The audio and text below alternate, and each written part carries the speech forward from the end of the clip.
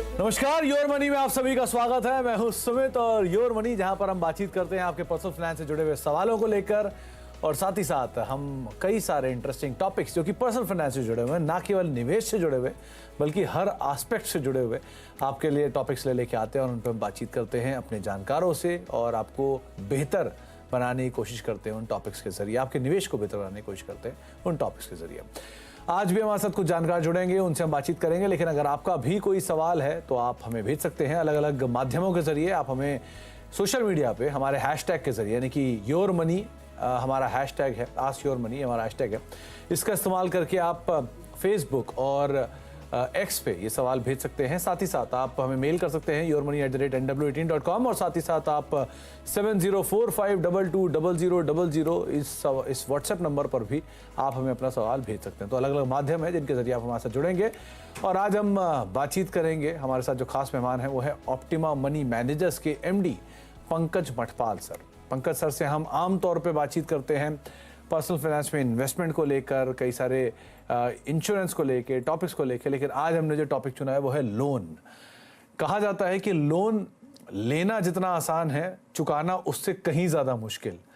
तो इसीलिए हमने आज ये टॉपिक उठा लिया कि कहीं इस टॉपिक से जुड़े हुए कुछ सवाल आ रहे थे, तो हमने कहा चलिए पंकज सर से बातचीत कर लेते हैं। पंकज सर, लोन को लेकर बहुत सारे मिथ हाल फिलहाल में उठने शुरू हो गए हैं जब से लोन लेना बहुत आसान हो गया है। क्योंकि अब कंपनियां लोन देती तो बहुत आसानी से हैं, लेकिन जब उगाही का समय आता है तब मुश्किल दिखाई पड़ती है। तो अब तो कुछ ऐसे ऐसे सवाल भी आने लग गए हैं कि लोग लोन लेके पैसा डालने लग गए हैं बाजारों में, या बाजार की तेज़ी की बुल रन का फ़ायदा उठाने के लिए। सो अब बात उठती है कई तरहों के लोन को लेकर, जिसमें गुड लोन्स होते हैं, बैड लोन्स होते हैं।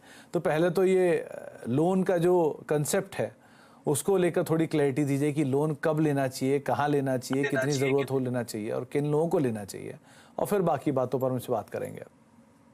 सुमित जी नमस्कार। आपने एक बहुत अच्छा वर्ड यूज किया कि मिथ। देखिए, लोन के बारे में ना हमेशा सिखाया जाता है कि लोन नहीं लेना चाहिए, या लोन जो है वो एक लायबिलिटी है। लेकिन क्या है, हमेशा लोन लायबिलिटी नहीं होता है। लोन कई बार आपके लिए असेट होता है, या असेट क्रिएट कर सकता है। तो लोन यदि सोच समझ कर लिया जाए, जहां जरूरत है वहां लिया जाए, तो शायद बहुत फायदेमंद चीज हो सकती है। लेकिन हम समझते हैं कि लोन हम लेते तभी हैं कि हमारे पास पैसा नहीं है और हमने लिया और अपनी जरूरत को पूरा किया। अब यदि आप लोन ले रहे हैं, मान लीजिए बिजनेस के लिए, आपने लोन लिया और उस पैसे से बिजनेस किया, और जितना आप इंटरेस्ट चुका रहे हैं उससे ज्यादा आप कमा रहे हैं, तो ये अच्छी बात है। ऐसे ही आपने घर लेने के लिए लोन लिया, तो ये भी अच्छा है कि असेट क्रिएट कर रहे हैं आप। या एजुकेशन के लिए लोन लिया जा रहा है, तो ये अच्छी बात है क्योंकि जरूरत है, वो पढ़ाई के लिए इन्वेस्ट कर रहे हैं, काम आएगा। लेकिन कई बार ये होता है कि जिन चीजों की जरूरत नहीं होती है, और जैसा आप कह रहे थे कि लोन आसानी से मिल जाता है, तो जिन चीजों में लोन की जरूरत नहीं थी, वहां पर भी लोन लेकर वो वस्तुएं, वो सर्विसेज ले ली जाती हैं। लोग घूमने के लिए लोन लेते हैं। यहाँ तक कि मान लीजिए घर में ऑलरेडी एक अच्छा टीवी है, लेकिन लोन मिल रहा है आसानी से, तो आपने उसे अपग्रेड कर लिया। तो इस तरह से, और फिर वो भी तब जब आपने ये नहीं देखा कि क्या आप उसे समय पर चुका पाएंगे या नहीं चुका पाएंगे। अपने मीन से ज्यादा आप खर्चा करने लगे, तब वो लोन आपके लिए शायद एक प्रॉब्लम बन सकती है। तो लोन ये सही चीज हो सकती है, आपको फायदा करा सकती है। और यदि आपने गलत इस्तेमाल किया लोन का, क्योंकि आसानी से मिल रहा है, तो ये फिर दिक्कत भी बन सकती है। तो पंकज सर, क्योंकि आपने खुद ही बोला कि इसमें एक मिथ है कि लोन हमेशा ख़राब नहीं होता, अच्छा भी होता है। तो अब यहाँ पर वो टॉपिक उठ जाता है कि गुड लोन क्या होते हैं, बैड लोन क्या होते हैं। तो आप ज़रा इसको सेग्रीगेट करिए कि गुड लोन कौन से होंगे, बैड लोन कौन से होंगे, या जो नहीं पे किए गए वो आपके लिए, लेने वाले के लिए गुड लोन हो गए देने वाले के लिए बैड लोन हो गए। क्या इस तरह से बांट के चले हम? देखिए, पहले हम ये बात करें कि वो एनपीए हो जाए, या उससे पहले इंटरेस्ट रेट ज्यादा हो तो शायद देने वाले का फायदा ज्यादा हो जाए। उससे पहले बात करते हैं कि गुड लोन और बैड लोन इन जनरल किसको कहते हैं। जैसा मैंने शुरुआत में भी कहा कि जब आप लोन लेते हैं और उस लोन को आप इस तरह से यूज करते हैं कि वो आपको फायदा दिलाए। आपने एजुकेशन के लिए लोन लिया, आपने बिजनेस के लिए लोन लिया और उस पैसे से बिजनेस किया। आपने 12% चुकाया, 15% चुकाया, लेकिन 20-25% कमाया, तो फिर ये गुड लोन है। आपने घर लिया, आपको जरूरत थी, आपका किराया बचेगा, आपकी जो घर की कीमत है बढ़ेगी, उसके लिए आपने लोन लेके घर ले लिया, उसको भी हम कहेंगे गुड लोन है। लेकिन जब आप उन चीजों के लिए लोन लेते हैं कि जो ऐसे एसेट्स हैं जो डेप्रिसिएबल हैं, मतलब कि उनकी कीमत घटती रहती है समय के साथ, आपने आज लोन लिया, वो चीज खरीद ली, समय के साथ उसकी कीमत घट गई, तो मतलब वो बैड लोन है। तो इन जनरल जब हम बात करते हैं पर्सनल फाइनेंस में, तो गुड लोन और बैड लोन का मतलब यही होता है कि आपका जो लोन पर आप इंटरेस्ट चुका रहे हैं, क्या उससे ज्यादा कमा पाएंगे या नहीं कमा पाएंगे। यदि नहीं कमा पाएंगे, आपने घूमने के लिए लोन ले लिया, आपने कोई ऐसी चीजें ली जिनकी जरूरत नहीं थी, लोन पर फोन ले लिया आपने। आजकल तो ये भी होता है कि बहुत से लोग शायद जिन्हें महंगे फोन की जरूरत नहीं है या वो अफोर्ड नहीं कर सकते इन जनरल, वो भी क्योंकि लोन मिल जाता है इसके लिए लोन पर महंगे फोन खरीद लेते हैं, तो ये बैड लोन है। दूसरी बात जो आपने कही कि वो बैड लोन बन जाता है, वो एक अलग बात है कि आपने लोन लिया और क्योंकि आपने ये नहीं देखा कि क्या आप समय पर उसे चुका पाएंगे या नहीं चुका पाएंगे, और जब नहीं चुका पाएंगे तो डेफिनेटली शायद आपको ज्यादा इंटरेस्ट भरना पड़े, आपका सिविल स्कोर खराब हो, आपका क्रेडिट स्कोर जो खराब हो जाए, तो ये भी दिक्कतें आ सकती हैं जब आप अपने बजट को नहीं देखते हैं और फिर आप लोन ले लेते हैं। तो ये जरूरी है कि लोन, पहली बात तो जहाँ जरूरत नहीं है वहां लेना ही नहीं है, और जो जरूरी चीजें हैं जिनका आप ले रहे हैं वहां जरूर देखें कि आप समय पर उसे रीपे कर पाएंगे या नहीं कर पाएंगे। और जो उदाहरण आपने दिया कि आजकल लोग लोन लेकर इन्वेस्ट करते हैं, वो बिल्कुल गलत है, क्योंकि इन्वेस्ट करेंगे वहां पर कितना रिटर्न मिलेगा गारंटीड नहीं है, लेकिन जब आप लोन लेंगे तो वहां पर कितना चुकाना पड़ेगा ये आपको पहले से पता है, तो ये बहुत महंगा पड़ सकता है। तो पंकज सर, एक लास्ट और एक बड़ा इंटरेस्टिंग आपको एक सिचुएशन देता हूं। आमतौर पे अब क्योंकि जो नई जनरेशन है या जिन्होंने हाल फिलहाल में अपना फाइनेंशियल जर्नी शुरू किया है, उनके सामने बहुत आसान विकल्प उठ गए हैं। एक ऐप में आपने एक बार क्लिक किया और आपको पैसा मिल गया। आपके पास क्रेडिट कार्ड है, 1% मंथली ब्याज पे आपने पैसा ले लिया। या आप आपके पास शेयर हैं तो आपने उसको गिरवी रख के आपने तुरंत अपनी पोजीशन और बड़ी कर ली। जो अलग अलग एग्जाम्पल है आपके सामने, लेकिन इसमें जो कॉस्ट वाला पार्ट है वो लोग भूल जाते हैं कि 1% ब्याज पर मंथ है। और दूसरा, अगर अदायगी का समय आया तो हम मिनिमम डाउन पेमेंट कर देंगे, जो क्रेडिट कार्ड पे आमतौर पे लोग करते हैं। तो ये दोनों तरह की चीज़ें कितनी गलत है या कितनी सही है करनी? बिल्कुल, देखिए कोई भी चीज आपने बोली इनमें से कोई भी सही नहीं है। पहली बात तो क्रेडिट कार्ड के ऊपर यदि आप लोन की बात कर रहे हैं, कि रेयर केस में होता है कि 1% आपका बहुत ही अच्छा आपकी रिपेमेंट हिस्ट्री है और अच्छा प्रोफाइल है, तब शायद बैंक कभी ऑफर कर दे। लेकिन जनरल जो बैंक का इंटरेस्ट रेट होता है क्रेडिट कार्ड के ऊपर, वो 24 to 36% जनरली होता है। तो क्रेडिट कार्ड पे तो कभी लोन ले ही ना आप। दूसरी बात, पर्सनल लोन भी महंगे होते हैं, वो भी ना लें। और यदि आपने कभी ऐसा किया है कि महंगे लोन लिए हैं, किसी वक्त पर लेना पड़ गया, तो आप जितनी जल्दी हो सके उसे आप कन्वर्ट करें। आपने यदि महंगे लोन लिए हुए हैं और बैंक से रिक्वेस्ट करके, मतलब क्योंकि बैंक कई बार आपकी रिलेशनशिप और रिपेमेंट हिस्ट्री के हिसाब से आपको ये ऑप्शन भी देते हैं कि उसे कन्वर्ट किया जा सकता है। आपके क्रेडिट कार्ड का लोन है तो आप उसे पर्सनल लोन में कन्वर्ट करके रेट ऑफ इंटरेस्ट थोड़ा कम कर सकते हैं, ये हो सकता है। आप कई बार उसे ट्रांसफर करके अपना बैलेंस जो है किसी दूसरे बैंक के पास ट्रांसफर करके भी लोन का इंटरेस्ट कम करवा सकते हैं, वो आपको जरूर करना चाहिए। तो महंगे लोन तो आपको लेने से जरूर बचना ही चाहिए, बट किसी वक्त पर यदि आपने ऐसा कर लिया है तो भी, और आप यदि रिपेमेंट नहीं कर पा रहे जल्दी, यदि चुका सकते हैं चुका दीजिए, खत्म कर दीजिए। यदि नहीं कर पा रहे हैं तो आप डिसिप्लिन फॉलो कीजिए, कितने समय में उसे चुका पाएंगे, और उससे पहले आप लोन का इंटरेस्ट रेट आपने उसी बैंक से जहां से लिया है वहां से पहले बात करें बैंक के साथ। यदि वो हो सकता है तो बहुत अच्छा है, नहीं तो आप उसे बैलेंस को ट्रांसफर करें किसी और बैंक के पास जो सस्ते में आपको लोन दे पाए।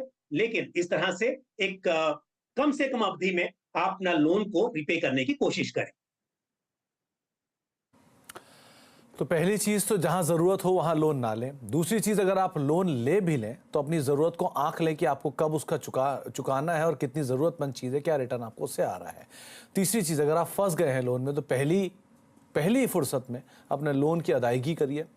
दूसरी फुर्सत में आप ज़्यादा से ज़्यादा हाई ब्याज वाले लोन में अगर फंस गए तो कम ब्याज वाले लोन की तरफ जाएं, और जो सबसे आसानी से मिलने वाला लोन है वो आसान इसीलिए है क्योंकि उसकी कॉस्ट कहीं ज़्यादा है। तो ये कुछ चीज़ें जो कि हमने आपको बताने की कोशिश की हैं अलग अलग माध्यमों से, अलग अलग तरीके से, आप उसको समझिए और उसके हिसाब से अपनी रणनीति बनाइएगा। हर बार निवेश करना ही नहीं, कई बार निवेश के लिए पैसे बचाना भी हमारी कोशिश होती है, तो वो भी आपके लिए इस बारी की गई है।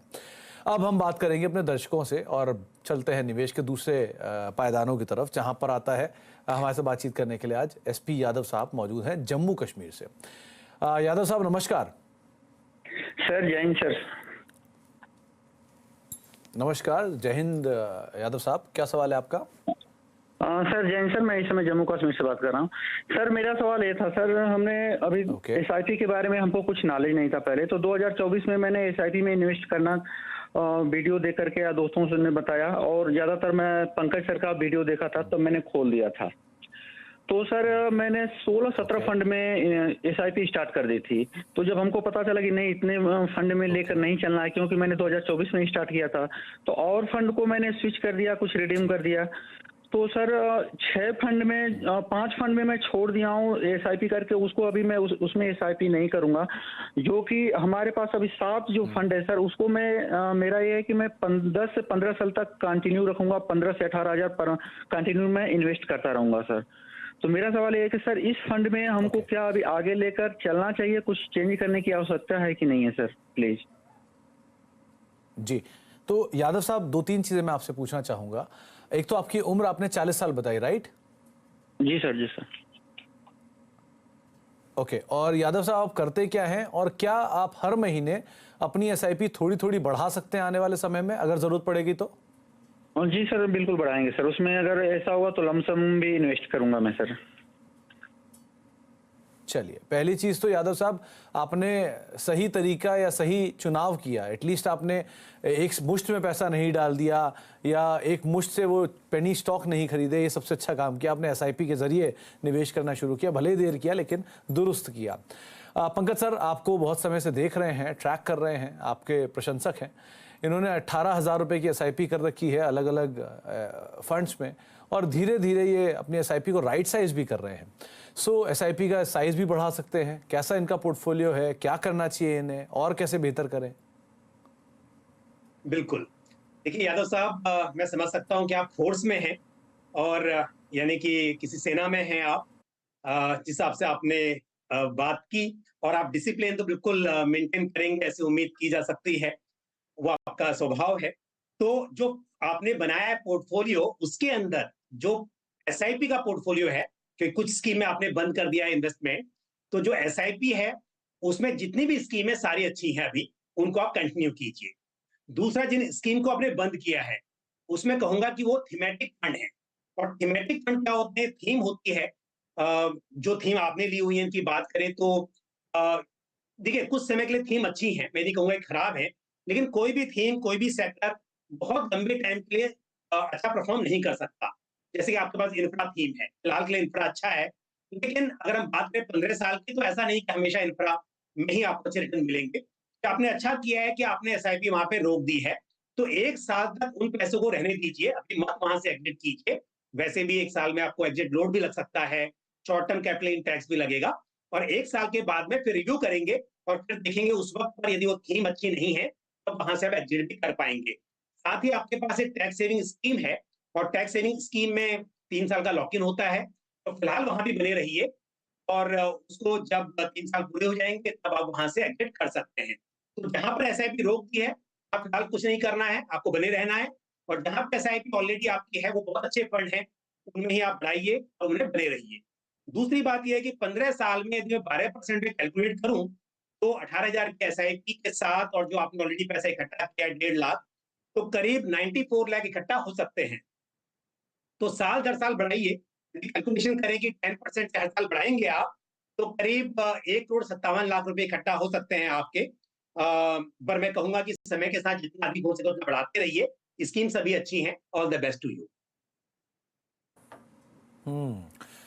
तो यादव साहब आपको सही जर्नी है, थोड़े से फेरबदल की ज़रूरत थी, वो आपको बता दी है पंकज सर ने, और आप सही तरीके से आगे बढ़ें, डिसिप्लिन को फॉलो करें, आप बढ़िया पैसा इकट्ठा कर पाएंगे आने वाले समय में, उम्मीद करते हैं ऐसी।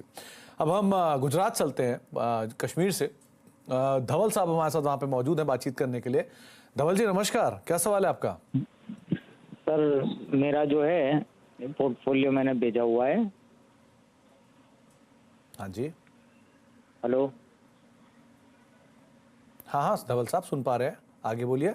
वो मेरा पोर्टफोलियो है, वो मैंने भेजा हुआ है, उसमें कोई फंड ऐड करना है या जी कैंसिल करना है, वो जानना है मेरे को। ओके, आपके पास एग्जिस्टिंग फंड की जो वैल्यू वो 38 लाख रुपए है और आप 5 साल में कितना कॉर्पस इकट्ठा करना चाह रहे हैं, ये आपका सवाल है, राइट? हाँ हाँ हाँ हाँ। ओके, तो पंकज सर 32-32.5 हजार रुपए के आसपास की इनकी एसआईपी चल रही है। पोर्टफोलियो ऑलरेडी 38 लाख पहुंच चुका है। अगले 5 साल में, क्योंकि अवधि यहाँ बहुत कम है, सो इनका बाकी निवेश तो सही है लेकिन अवधि थोड़ी कम है, क्या बदलाव करने की राय आप देंगे? बिल्कुल धवल जी, ऐसा है। पहली बात तो ये है कि 9 स्कीम है अपने पोर्टफोलियो में, अब 9 में से 7 एसबीआई म्यूचुअल फंड्स की हैं। तो मेरे हिसाब से पहला तो ये कि एक ही फंड हाउस में इतना ज्यादा एलोकेशन नहीं होना चाहिए, क्योंकि अलग अलग फंड मैनेजर्स का और अलग अलग फंड हाउसेस की फिलॉसफी का आपको फायदा मिले, इसके लिए आपको डाइवर्सिफिकेशन यहाँ भी रखना चाहिए। दूसरी बात यह है कि समय अभी 5 साल का बचा है, हालांकि आपने अच्छा पैसा इकट्ठा किया है, लेकिन अब समय कम है। तो ऐसे में जैसे आपके पास में एसबीआई मैग्नम ग्लोबल फंड है जो कि एमएनसी फंड है, या फिर आपने ईएसजी फंड में इन्वेस्ट किया हुआ है, एसबीआई इक्विटी ईएसजी फंड, तो यहाँ से आपको एग्जिट करना चाहिए, कुछ बदलाव करने चाहिए।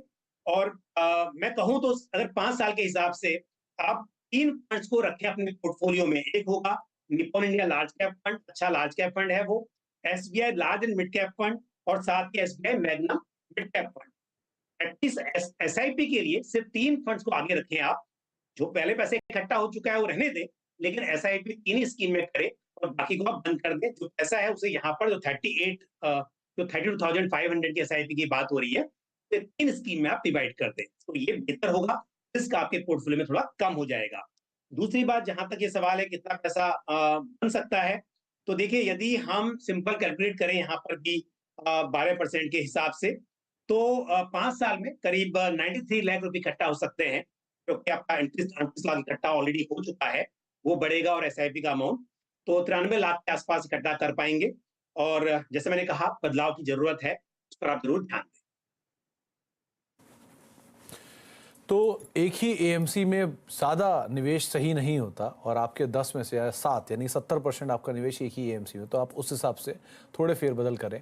और पंकज सर ने आपको रणनीति बताई है, आप उसको फॉलो कर सकते हैं। ब्रेक का वक्त हो गया है, ब्रेक के बाद लौटते हैं। पंकज सर बने रहेंगे हमारे साथ, उनसे हम आगे बातचीत करेंगे, कुछ और टॉपिक्स पर, टॉप 4 फंड्स पे बातचीत होगी, कुछ सवाल होंगे, इन सब पे बातचीत करते हैं। छोटे से ब्रेक के उस तरफ आप देख रहे हैं योर मनी, और योर मनी में आज हम बातचीत कर रहे हैं पंकज सर से। पंकज सर से हम बातचीत कर रहे हैं ना केवल आपके सवालों को लेकर, बल्कि लोन अगर आप ले रहे हैं या ले चुके हैं और कुछ गलतियां कर गए हैं तो उसको कैसे सुधारा जा सकता है, कौन कौन से लोन से आपको बचना है, किन में आप लोन लिया जा सकता है, इन सब पे हमने चर्चा की। अब हमारे अगले दर्शक भी हमारे साथ मौजूद हैं, मनविंदर साहब हमारे साथ मौजूद हैं, मनविंदर सिंह साहब। सिंह साहब नमस्कार, क्या सवाल है आपका? नमस्कार। नमस्कार सिंह साहब। पोर्टफोलियो शेयर किया है, तो इसमें मैंने ये देखना है जो मैंने फंड लिए हैं वो सही है, यानी कि 10 से 12 साल मेरे आगे इन्वेस्ट करना है। ओके, और सिंह साहब आप आगे चल के क्या अपनी एसआईपी को और बढ़ा सकते हैं, ऐसी पॉसिबिलिटी है? हाँ, 10% से बढ़ा सकते हैं। 10% से बढ़ा सकते हैं। पंकज सर, पोर्टफोलियो आपको भेजा हुआ है, इनकी एज 47 के आसपास है, करीब 17,500 के आसपास की एसआईपी चल रही है, 8 लाख रुपए इकट्ठे कर चुके हैं, 10 साल में 2 करोड़ का कॉर्पस इन्होंने आइडेंटिफाई कर रखा है। थोड़ा मुश्किल ज़रूर दिखाई पड़ रहा है 10 साल में, लेकिन एसआईपी स्टेप अप हो सकती है, क्या करें? बिल्कुल, देखिए जो आपने कहा कि समय कम है, क्योंकि लंबा समय होता है ना तो आसान हो जाता है, पावर कंपाउंडिंग का फायदा मिलता है आपको।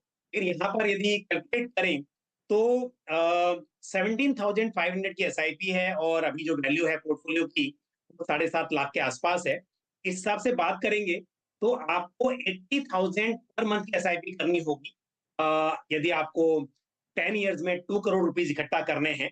यदि स्टेप अप की भी बात करें, कि 10% से हर साल आप बढ़ाते रहेंगे तो भी इस वक्त पर करीब 55,000 महीने की एसआईपी आपकी होनी चाहिए। तो आप काफी दूर है उससे। यदि मैं 12% की जगह 15% भी मान लूं तो भी थोड़ा मुश्किल दिखाई देता है। तो एक तो ये है कि टारगेट जो है आपका रियलिस्टिक होना चाहिए। दूसरी बात, मुझे नहीं पता कि गोल क्या है 10 साल के बाद, यदि थोड़ा सा पोस्टपोन हो सकता है तो आप उसे 12 साल 15 साल ऐसे करके आगे बढ़ाइए, ताकि आप बिना टेंशन के ये सब अचीव कर पाए। क्योंकि अदरवाइज रिस्क बहुत ज्यादा लेंगे आप, और उसमें कई बार ऐसा भी होता है नुकसान ज्यादा हो जाता है। तो इसके लिए गोल जो है वो आपका रियलिस्टिक होना चाहिए। तो फंड्स आपने लिए हैं, आप देख सकते हैं 3 आपके पास स्मॉल कैप फंड्स हैं, तो मेरे हिसाब से सही नहीं है। आपको एक स्मॉल कैप फंड से निकलने की सलाह दूंगा। और तीनों में से अगर बात करें तो आप एसबीआई स्मॉल कैप फंड वहां से एग्जिट कर लीजिए, और वो जो पैसा है एसबीआई स्मॉल कैप फंड का, उसे ICICI prudential large and mid cap fund जो ऑलरेडी आपके पास है उसमें ऐड कर दीजिए। तो थोड़ा पोर्टफोलियो सही हो जाएगा आपका। और जितना अधिक हो सके, 80,000 या 55,000 तो नहीं, लेकिन जितना अधिक हो सके इस वक्त पर बढ़ाइए। और फिर जैसा आपने कहा साल दर साल आप 10% से कम उसे बढ़ाते रहिए। तो सिंह साहब, एक स्मॉल कैप फंड से इस समय निकलने की सलाह आपको इसलिए भी दी जा रही है कि ऑलरेडी बढ़िया तेजी हम मिड कैप स्मॉल कैप में देख रहे हैं और वो आपका पोर्टफोलियो भी देख रहा है, लेकिन हमेशा ये तेज़ी रहेगी या नहीं रहेगी ये पता नहीं है। इसलिए थोड़ा सेफ रहने के लिए आप स्मॉल कैप से निकलकर किसी लार्ज कैप फंड में भी निवेश कर सकते हैं। अगला सवाल जो हमें ईमेल के जरिए आया, सिमरन सिंह जी का सवाल है। ये सवाल भरतपुर से आया है और 40 साल की इनकी उम्र है, करीब 33,500 रुपये की इनकी एसआईपी है, 15 लाख का पोर्टफोलियो है और 10,000 की एडिशनल एसआईपी ये निवेश करना चाह रहे हैं। किन फंड्स में, क्या एग्जिस्टिंग फंड्स में या नए फंड्स में ये निवेश करें? और इन्होंने एक और बात पूछी है कि 3 साल में ये घर खरीदना चाहते हैं जिसके लिए 10 लाख, और 10 साल में बच्चे की पढ़ाई के लिए इन्हें 50 लाख चाहिए, 25 साल में ये रिटायरमेंट होने के लिए इनको 3 करोड़ रुपए चाहिए। तो पंकज सर, गोल्स तो क्लियर हैं लेकिन इसमें इन्फ्लेशन वाला पार्ट एडजस्टेड नहीं है मेरे ख्याल से, तो आप कैसे रीड कर रहे हो? सुमित जी, बिल्कुल सही कहा आपने। देखिए 25 साल के बाद 3 करोड़ रुपए काफी नहीं रहेंगे रिटायरमेंट के लिए, लेकिन अच्छी बात यह है कि इन्होंने प्लानिंग बहुत अच्छी की है। मैंने कैलकुलेशन की यहाँ पर, और जो अभी पैसा इकट्ठा हो गया है 15 लाख का, प्लस 10,000 रुपीज बढ़ा रहे हैं एसआईपी में, यानी कि जो 33,500 है वो बढ़कर हो जाएगा 43,500 रुपीज। तो इसके साथ में जो एसआईपी अब होगी और जो अभी लमसम अमाउंट इकट्ठा हो गया है, 3 साल के बाद इनके पास जो पैसा इकट्ठा होगा उसमें से यदि ये 10 लाख रुपए निकाल भी लेते हैं तो भी इनके पास में अच्छी खासी राशि बचेगी। और मैंने कैलकुलेशन की हुई है काफी, अगर आप देखा जाए तो करीब 30 लाख रुपए इनके पास में होंगे अभी, जब ये 10 लाख निकालने की बात करें 3 साल के बाद, तो 40 लाख में से यानी निकालने के 10 लाख रुपए, 30 लाख बचेंगे, उसे बढ़ाएंगे बच्चे की एजुकेशन के लिए, आगे के लिए। तो उस वक्त पर भी जितना जरूरत है, 50 लाख की जो टारगेट दिया है, इनके पास उस वक्त करीब करीब 1,44,00,000 रुपए इकट्ठा होते हुए दिखाई दे रहे हैं, सिर्फ 12% की कैलकुलेशन पर।